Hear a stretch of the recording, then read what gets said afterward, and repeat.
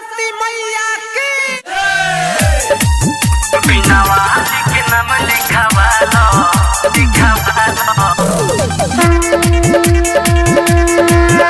नाम लिखवालो बिना वाली के नाम लिखवालो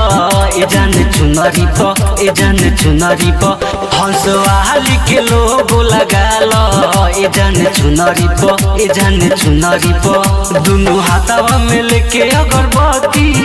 बन जई ह तू हूँ सती पूजा करी ह तू मैया के सुनरी प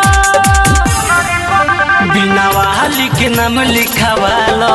ए जान चुनरी प ए जान चुनरी प हंस वाली के लोगो लगालो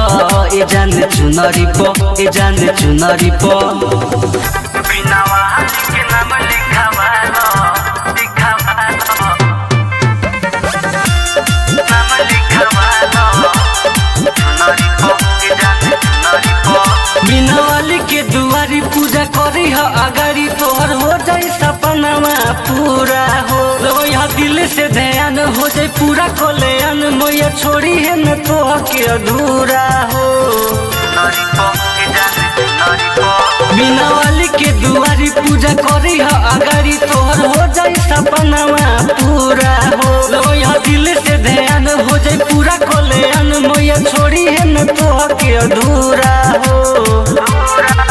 हाथ जोड़ के करे हाथ पूजा मन हो जाई तोहरो भूजा चाहे जोई हेलो भाई तो हाथ सुनरी प बिना वाली के नाम लिखवालो ए जान चुनरी प ए जान चुनरी प हंस वाली के लोगो लगालो ए जान चुनरी प ए जान चुनरी प बिना वाली के नाम लिखवालो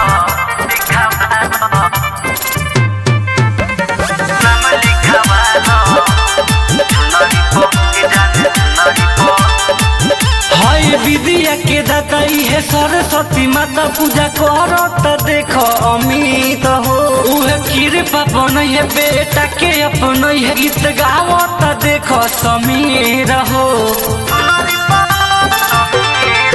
हाय विद्या के दाताई है सरस्वती माता पूजा करो तो देखो अमित हो उहे कृपा बनई है बेटा के अपनई है गीत गाओ तो देखो समीर हो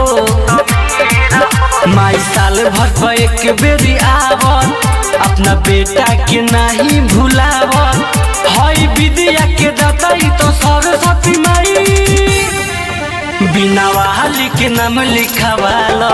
ए जान चुनरी प ए जान चुनरी प हंस वाली के लोगो लगालो